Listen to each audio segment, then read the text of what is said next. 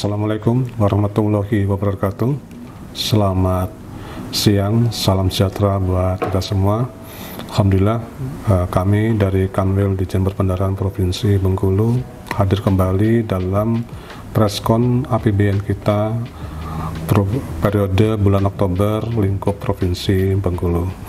Bapak dan Ibu sekalian, dalam preskon APBN kita tahun 2024 edisi Oktober 2024 ini akan kita sampaikan hal-hal terkait dengan overview perkembangan ekonomi regional, kemudian kinerja fiskal regional Bengkulu terkait dengan pendapatan negara, belanja negara, serta kinerja APBD, serta kinerja penyaluran kredit program.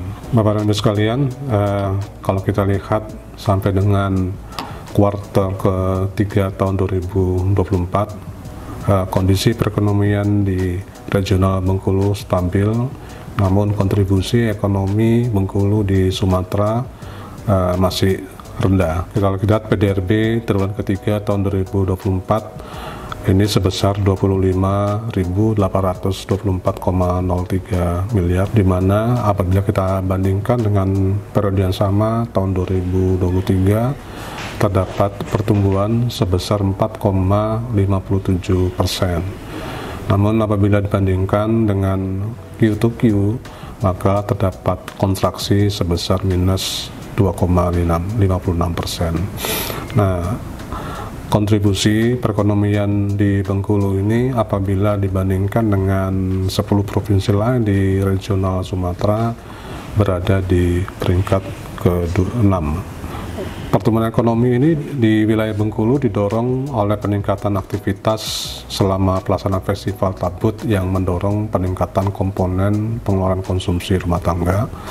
Kemudian juga didorong oleh belanja pemerintah daerah, khususnya pelaksanaan pilkada, persiapan pelaksanaan pilkada sampai dengan periode bulan Oktober ini, serta akselerasi dari beberapa belanja yang terkait dengan infrastruktur publik.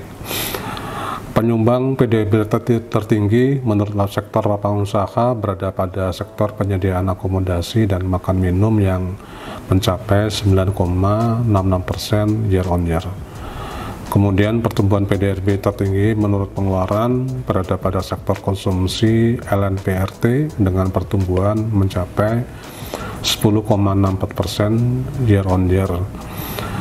Bapak dan Ibu sekalian, kontribusi pertumbuhan Provinsi Bengkulu ini dibandingkan terhadap pertumbuhan ekonomi di regional Sumatera sebesar 2,08%. Terkait dengan tingkat inflasi dan nilai tukar petani per Oktober 2024, inflasi Provinsi Bengkulu di bulan Oktober 2024 tercatat lebih rendah 0,36% dari inflasi nasional dan minus 0,09% month-on-month. Secara month-on-month, Provinsi Bengkulu telah mengalami deflasi sejak Juni 2024, terutama dipicu oleh penurunan harga-harga dari beberapa produk hortikultura. Sedangkan tren inflasi year on year hingga Oktober regional Bengkulu menunjukkan penurunan yang signifikan jika dibandingkan dengan tahun-tahun sebelumnya. Komoditas yang dominan memberikan andil inflasi pada periode Oktober 2024 adalah sigaret kretek mesin (SKM), kemudian terkait dengan emas, sigaret kretek tangan (SKT), beras, serta daging ayam ras. Selanjutnya dari nilai tukar petani, NTP Provinsi Bengkulu pada bulan Oktober 2024 sebesar 191,98 atau naik 0,96% dibandingkan NTP bulan sebelumnya. Peningkatan NTP ini disebabkan karena indeks harga yang diterima petani naik sebesar 0,73%, yang dipengaruhi oleh kenaikan pada indeks harga hasil produksi pertanian serta indeks biaya produksi dan penambahan barang modal. Namun di sisi lain, indeks harga yang dibayar oleh petani turun sebesar 0,23% yang dipengaruhi oleh indeks harga barang dan jasa yang dikonsumsi oleh rumah tangga mengalami penurunan. Sehingga Nilai tukar petani hortikultura (NTPH) masih kontraksi sebesar 7,58% seiring terjadi deflasi pada beberapa produk pertanian hortikultura. Bapak dan Ibu sekalian, terkait dengan Gini rasio dan tingkat pengangguran terbuka di Provinsi Bengkulu meningkat tipis tetapi masih di bawah angka Gini rasio nasional. Pada Maret 2024, Gini rasio Provinsi Bengkulu ada sebesar 0,342, di bawah Gini rasio nasional yang sebesar 0,379. Angka ini meningkat 0,009 poin jika dibandingkan dengan Gini rasio Maret 2023 yang sebesar 0,333. Peningkatan terjadi sejak Maret 2022. Ketimpangan pengeluaran penduduk perkotaan juga jauh lebih tinggi dibandingkan ketimpangan pada penduduk pedesaan. Sedangkan tingkat pengangguran terbuka Bengkulu mengalami penurunan dan berada jauh di bawah angka tingkat pengangguran terbuka nasional. Kalau kita lihat tingkat pengangguran terbuka Provinsi Bengkulu pada Agustus 2024 sebesar 3,11% atau 1.136.573 orang, naik 29.113 orang dibandingkan periode Agustus 2023. Hal ini menunjukkan bahwa peningkatan kesempatan kerja dan perbaikan kondisi ekonomi di Bengkulu, namun masih lebih banyak orang yang berhasil mendapatkan pekerjaan. Artinya antara pertumbuhan ekonomi inline dengan penambahan pekerjaan sehingga tingkat pengangguran terbuka menjadi semakin turun. Selanjutnya kalau kita lihat dari sisi angka kemiskinan dan indeks pembangunan manusia di Provinsi Bengkulu, angka kemiskinan pada Provinsi Bengkulu masih tetap tinggi walaupun terus mengalami tren penurunan. Pada bulan Maret 2024, jumlah penduduk miskin di Provinsi Bengkulu mencapai 13,56% atau sekitar 281.000 orang, menurun sebesar 0,48% poin dibandingkan dengan kondisi pada bulan Maret 2023 yang sebesar 14,04%. Angka kemiskinan Bengkulu di atas angka kemiskinan nasional yang sebesar 9,03% dan nomor 2 tertinggi setelah Aceh. Penurunan angka kemiskinan di Bengkulu terjadi di perkotaan maupun di pedesaan. Sedangkan dari sisi indeks pembangunan manusia IPM terus mengalami perbaikan, meningkat dengan level sedikit di bawah IPM nasional. IPM Provinsi Bengkulu pada tahun 2023 mencapai 74,30, meningkat 0,62 poin dibandingkan pada tahun sebelumnya sebesar 73,68. Apabila kita dibandingkan dengan IPM nasional, maka IPM Bengkulu ini sedikit lebih rendah daripada IPM nasional yang sebesar 74,39. Kota Bengkulu dan Kabupaten Rejang Lebong memiliki nilai IPM lebih tinggi dari nasional. Adapun selama tahun 2020 sampai 2023, IPM Provinsi Bengkulu rata-rata meningkat sebesar 0,62% per tahun. Bapak Ibu sekalian, berikut kami sampaikan terkait dengan kinerja ekspor dan impor Provinsi Bengkulu. Kinerja ekspor Bengkulu sampai dengan periode September 2024 mengalami penurunan secara bulanan, namun apabila akumulatif secara tahunan mengalami peningkatan. Nilai ekspor Provinsi Bengkulu pada bulan September 2024 mencapai 12,64 juta US dollar. Nilai ekspor ini turun apabila dibandingkan dengan periode yang sama pada bulan September 2022 sebesar 62,72%, namun ada kenaikan terhadap periode bulan September tahun 2023 sebesar 9,43%. Penurunan realisasi ekspor ini terjadi akibat tersendatnya ekspor cangkang kernel sawit, penurunan jumlah register IMEI di regional Bengkulu. Nah, Bapak Ibu sekalian, ekspor melalui pelabuhan Pulau Bae Bengkulu masih terbatas pada komoditas non-basah. Jadi ekspor yang dilakukan melalui Pelabuhan Pulau Bayi masih terbatas pada komoditas curah kering seperti batu bara, cangkang, kemudian karet, serta kayu olahan. Kemudian terkait dengan Pelabuhan Bayi sampai dengan saat ini juga masih belum optimal dalam mendukung kegiatan ekspor komoditas curah basah seperti CPO, sehingga aktivitas ekspor terkait dengan CPO masih banyak dilakukan di pelabuhan di luar Bengkulu, yaitu di Pelabuhan Teluk Bayur di Sumatera Barat. Permasalahan klasik di Pelabuhan Pulau Bayi ini adalah terjadinya pendangkalan yang terus berulang sehingga menimbulkan biaya pemeliharaan tinggi terkait dengan pendangkalan tersebut. Bapak Ibu sekalian, berikutnya kami sampaikan terkait dengan kinerja fiskal regional periode Oktober 2024. Kinerja APBN hingga Oktober 2024 dari sisi pendapatan negara telah terrealisasi penerimaan sebesar 2.796,18 miliar atau 83,9% dari target, dan terdapat kenaikan sebesar 4,04% year on year. Kemudian dari sisi belanja negara sebesar 13.406,1 miliar atau 79,73% dari pagu, terdapat pertumbuhan sebesar 10,63% year on year dibandingkan periode sama pada tahun 2023. Apabila kita bandingkan antara pendapatan dan belanja negara, maka terdapat defisit sebesar 10.609,92 miliar.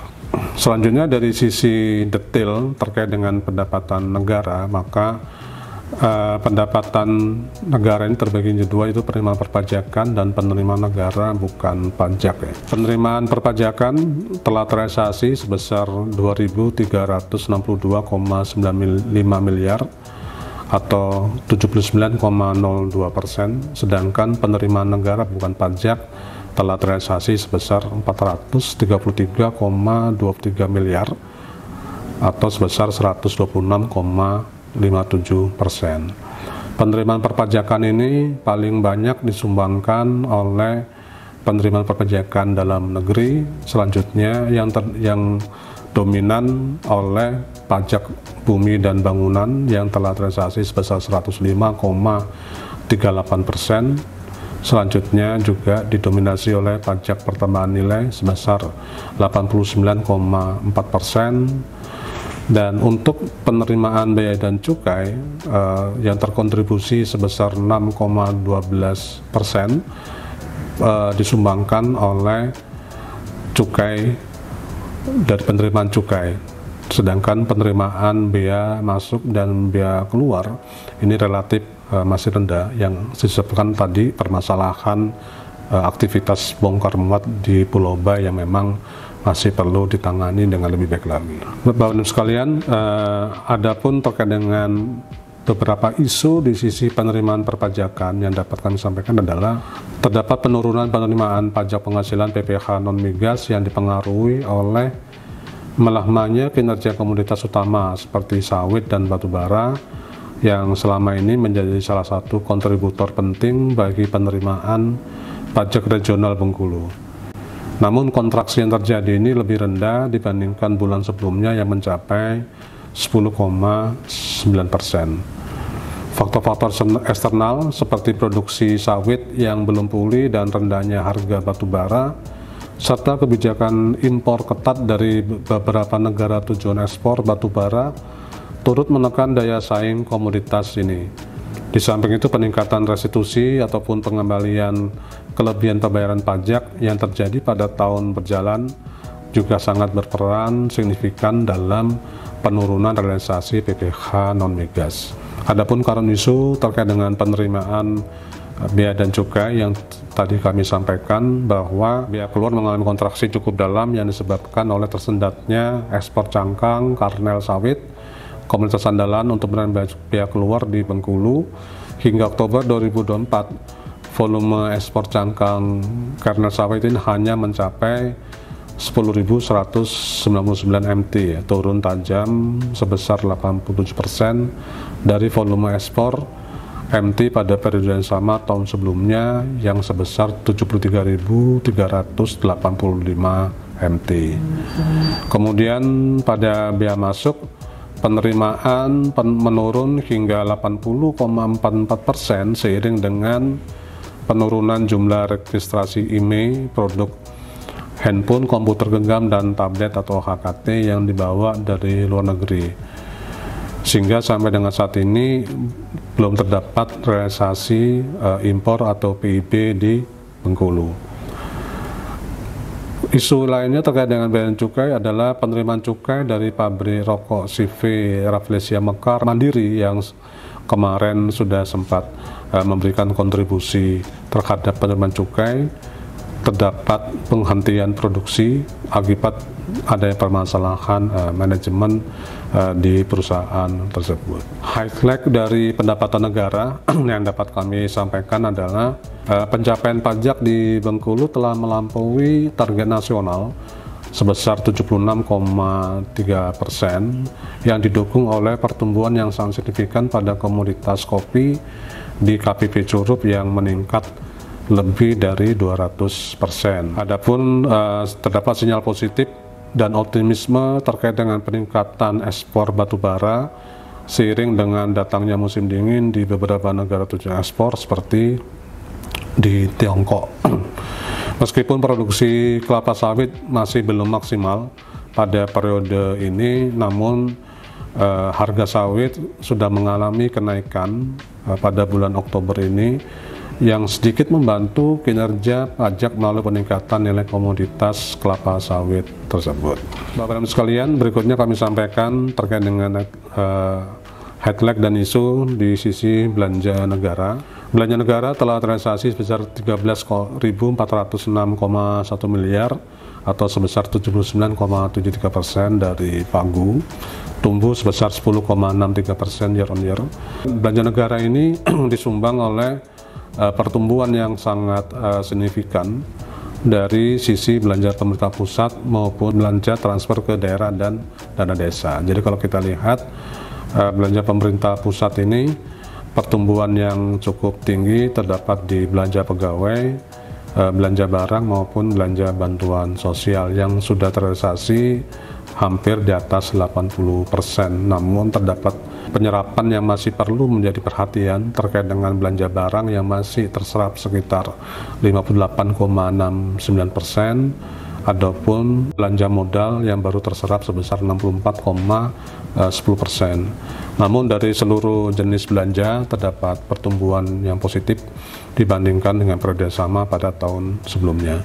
Selanjutnya terkait dengan transfer ke daerah, sudah terrealisasi sebesar 84,99% atau tumbuh sebesar 9,88%. Jadi kalau kita lihat detailnya, dana alokasi umum sudah terrealisasi sebesar 88,52%, kemudian dana alokasi khusus di AK fisik 72,13%, di AK non fisik 84,21%, kemudian di PH 58,73%, kemudian dana insentif fiskal sebesar 56,8%. Adapun dana desa sudah terrealisasi sebesar 96,72%. Nah, Bapak dan Ibu sekalian, beberapa isu terkait dengan belanja transfer ke daerah ini adalah terjadi kontraksi pada penyaluran insentif fiskal sebesar 13,28% yang dipengaruhi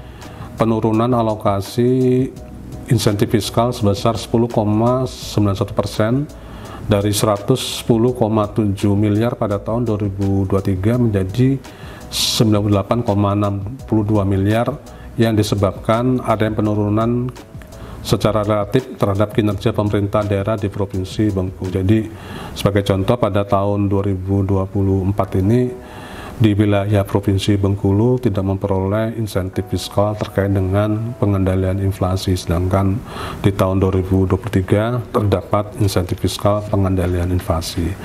Penurunan ini cukup signifikan sehingga menyebabkan terjadinya kontraksi di sisi penyaluran insentif fiskal.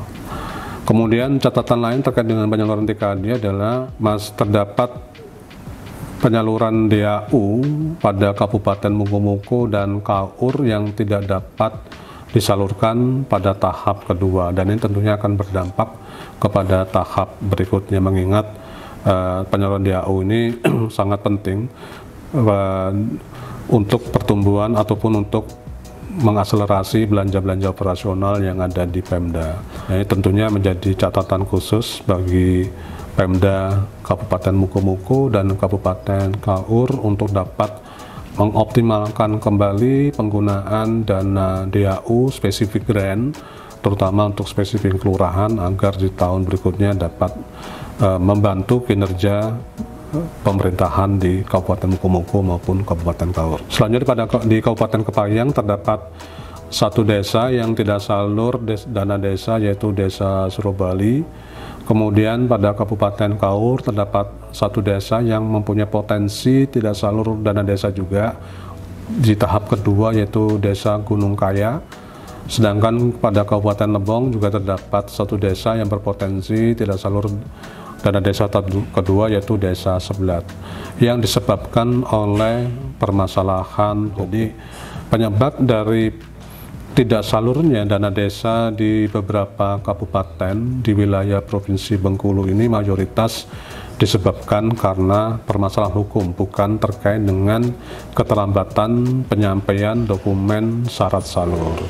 Nah, Bapak dan Ibu sekalian, ini tentunya harus menjadi perhatian dari seluruh pihak di Pemda, bagaimana dapat meningkatkan kapasitas pengelolaan keuangan desa sehingga dana desa dapat dimanfaatkan dan tidak terdapat penyalahgunaan yang berdampak kepada tidak disalurkannya dana desa pada setiap tahapan. Selanjutnya terkait dengan DAK fisik sekaligus rekomendasi KL, pada Kabupaten KAUR terdapat kontrak yang dibatalkan dengan nilai sebesar 690 juta yang dapat dipastikan dana tersebut tidak akan kami salurkan.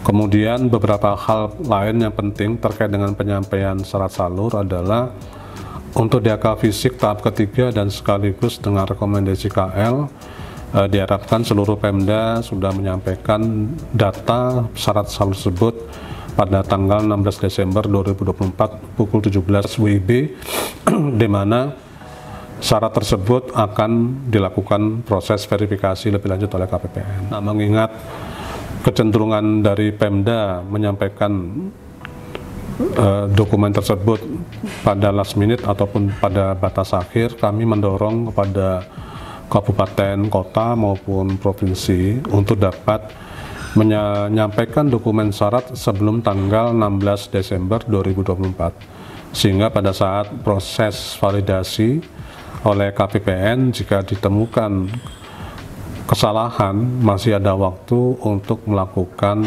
perbaikan, karena secara sistem pada pukul 17.00 WIB sistem kami secara otomatis akan menutup proses penyampaian syarat salur tersebut. Kemudian untuk dana desa tahap kedua, ini batas waktu penyampaian dokumen syaratnya adalah pada tanggal 24 Desember 2024 pada pukul 17 WIB juga. Nah, Bapak dan Ibu sekalian, terkait dengan DAK fisik, kemudian DAK non fisik, serta mungkin hal yang perlu menjadi perhatian kita adalah sampai dengan saat ini DPH juga masih kecil, baru tersalurkan sebesar 58,73%. Nah, ini kami juga mendorong kepada Pemda untuk segera menyampaikan dokumen-dokumen syarat penyaluran dana bagi hasil kepada Direktorat Jenderal Perimbangan Keuangan, sehingga nantinya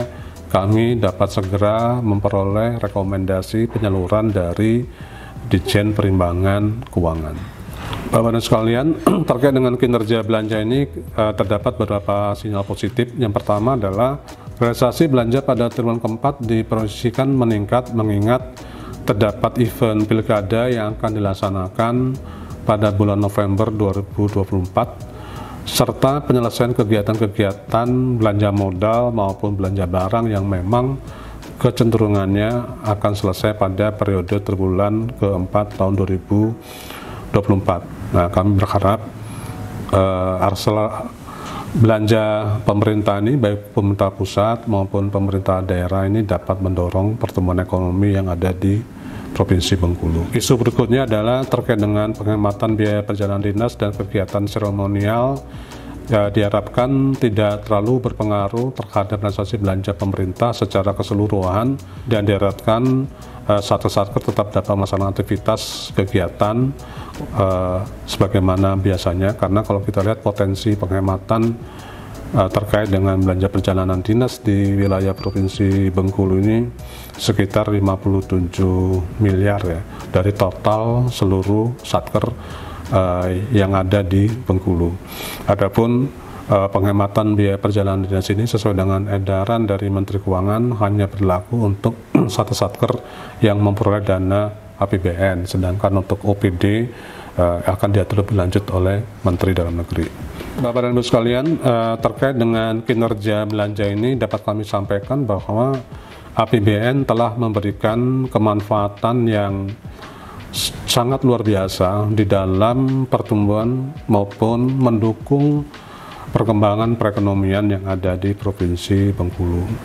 Ini kami sampaikan beberapa contoh output strategis dari belanja KL, DAK fisik, dan dana desa, di mana APBN telah bekerja secara maksimal, optimal di dalam untuk kesejahteraan masyarakat Bengkulu. Yang pertama di belanja KL, dapat pembangunan JDU Spam Regional Benteng Kobama Provinsi Bengkulu dengan nilai 187,46 miliar di wilayah Bengkulu Tengah. Kemudian di Bengkulu Utara terdapat pembangunan Pasar Purwodadi dengan nilai sebesar 95 miliar. Selanjutnya terdapat di Kota Bengkulu preservasi ruas jalan air Sebakul Betungan dengan nilai sebesar 72,02 miliar. Di Bengkulu Tengah terdapat pembangunan spam regional Benteng Kobema kapasitas 400 liter per detik dengan nilai 68,96 miliar. Serta di Bengkulu Utara juga terdapat pembangunan jalan Banjarsari, Malakoni, Kayu Apu di Pulau Enggano sebesar 50,1 miliar. Adapun beberapa output capaian terkait dengan alokasi DAK fisik di Provinsi Bengkulu dapat kami sampaikan telah dilakukan rehabilitasi ruang kelas dengan tingkat kerusakan minimal sedang beserta perabotnya senilai 13,13 miliar. Kemudian juga terdapat pemeliharaan rutin dan berkala peningkatan rekonstruksi ruas jalan Beringin 3 sebesar 13,11 miliar. Kemudian di Kota Bengkulu terdapat pembangunan jaringan distribusi utama JDU Spam Regional Kobema juga yang dari DAK fisik sebesar 48,17 miliar. Jadi alokasinya selain berasal dari belanja KL, untuk Spam Kobema ini juga berasal dari DAK fisik. Kemudian di Kabupaten Kaur terdapat pembangunan rumah sakit Pratama Desa Sumber Harapan Kecamatan Nasang sebesar 38,21 miliar, serta di Kabupaten Seluma. Untuk dana desa ini selain digunakan untuk infrastruktur, namun juga digunakan untuk bantuan langsung tunai bagi masyarakat desa. Jadi apabila kita lihat di sini kinerja dari APBN yang berasal dari belanja satker maupun transfer ke daerah sudah sangat baik, dan diharapkan output yang dihasilkan pun juga dapat segera dimanfaatkan oleh masyarakat. Oleh sebab itu kami mendorong agar realisasi penyelesaian kegiatan-kegiatan dari belanja KL maupun DAK fisik ini dapat diselesaikan sesuai dengan tahun anggaran, yaitu tanggal 31 Desember 2024. Berikutnya kami menyampaikan terkait dengan kinerja penyaluran KUR dan UMI sampai dengan Oktober 2024. Penyaluran KUR sampai dengan periode Oktober 2024 telah disalurkan sebesar 2,99 triliun, naik 27,85%, dan dari sisi debiturnya sebanyak 43.323 debitur, naik juga 22,85%. Penyaluran yang paling banyak dari sisi jumlah debitur berada di Kabupaten Bengkulu Utara, kemudian diikuti oleh Kota Bengkulu dan Kabupaten Seluma. Adapun dari sisi nilai penyaluran, penyaluran tertinggi berada di Kabupaten Mukomuko sebesar 566,18 miliar, dan kemudian diikuti oleh Kabupaten Bengkulu Utara sebesar 542,25 miliar. Adapun dari UMI, berdasarkan penyaluran dari UMI memang terdapat kontraksi dari sisi jumlah penyaluran yang sampai dengan Oktober 2024 sebesar 68,8 miliar atau kontraksi sebesar 22,61%. Kemudian dari sisi jumlah debitur juga sebesar 13.047 debitur, terdapat kontraksi sebesar 14,77%. Nah, Bapak Ibu sekalian, kalau dari sisi debitur terbanyak berada di Kota Bengkulu sebesar 3.779, diikuti oleh Kabupaten Bengkulu Tengah dan Kabupaten Bengkulu Utara. Selanjutnya dari sisi penyaluran juga sama, untuk penyaluran nyata tinggi di Kota Bengkulu, Kabupaten Bengkulu Tengah, dan diikuti oleh Bengkulu Utara. Bapak dan Ibu sekalian, penyaluran UMI yang mengalami kontraksi ini tentunya apabila kita lihat ternyata terdapat beberapa debitur UMI yang tadinya mendapatkan kredit ultramikro sekarang berpindah ke kredit usaha rakyat atau KUR. Artinya terdapat kenaikan kelas ya dari para debitur yang semula UMI sekarang menjadi KUR. Tentunya ini menjadi hal yang mengembirakan karena UMKM berarti semakin berkembang. Kemudian selanjutnya apabila kita lihat dari sisi progres penyaluran berdasarkan tingkat pendidikan maupun perbank, mayoritas para debitur ini berasal dari berpendidikan SMU ataupun sederajat sebesar 21.076 orang, diikuti dengan berpendidikan SD sebesar 14.691 orang, dan diikuti lagi pendidikan sarjana. Artinya kalau kita lihat dari sini rata-rata mayoritas para penerima KUR ini berasal dari pendidikan SMU sederajat ke atas. Kemudian dari sisi perbankan, mayoritas penyaluran dilakukan oleh Bank BRI, kemudian diikuti oleh Bank Mandiri, dan di peringkat ketiga oleh Bank BSI, selanjutnya diikuti oleh Bank Sinarmas serta BPD Bengkulu. Bapak dan Ibu sekalian, selanjutnya dari sisi progres penyaluran UMI sampai dengan periode 2024, dari sisi pendidikan maupun juga lainnya, maka dapat kita lihat bahwa untuk UMI sampai dengan Oktober 2024 ini dari penyaluran yang dilaksanakan oleh PNM ya, Permodalan Nasional Madani, mayoritas disalurkan di wilayah Kota Bengkulu ya, kemudian diikuti oleh Kabupaten Bengkulu Tengah dan Kabupaten Bengkulu Utara. Jadi kalau untuk PNM ini banyak berada di 5 kabupaten kota. Sedangkan untuk Pegadaian jumlahnya memang masih relatif kecil ya dari sisi jumlah debitur yang disalurkan, di mana Kota Bengkulu baru disalurkan sebanyak 20 debitur, kemudian diikuti oleh Kabupaten Bengkulu Tengah sebanyak 10 debitur, Kabupaten Kepayang 7 debitur, dan Kabupaten Rejang Lebong 8 debitur. Diharapkan nanti progres penyaluran UMI di Pegadaian juga dapat meningkat signifikan.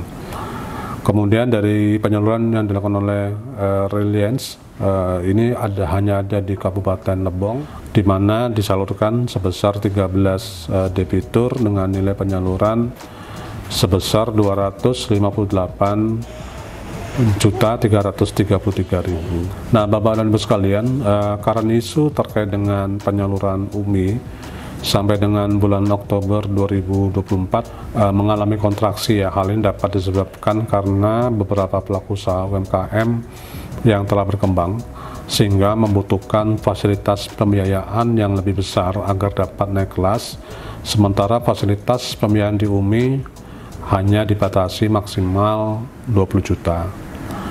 Yang kedua adalah penurunan jumlah debitur UMI ini juga dipengaruhi oleh keterbatasan inklusi keuangan di pelaku UMKM yang berada di wilayah terkecil dengan akses lembaga keuangan yang mungkin masih minimal. Dan kami di Kanwil Ditjen Perbendaharaan bersama dengan OJK serta Pemda melalui TPAD terus-menerus melakukan kegiatan literasi kepada UMKM sehingga nanti akses UMKM semakin terbuka di dalam memperoleh kredit untuk keperluan pengembangan usaha dari sisi permodalan. Bapak dan Ibu sekalian, terakhir dapat kami sampaikan komitmen kami dari Kanwil Ditjen Perbendaharaan serta seluruh KPPN di wilayah kerja Kanwil DJPB bahwa seluruh layanan yang dilaksanakan oleh Kementerian Keuangan di Ditjen Perbendaharaan bebas dari biaya.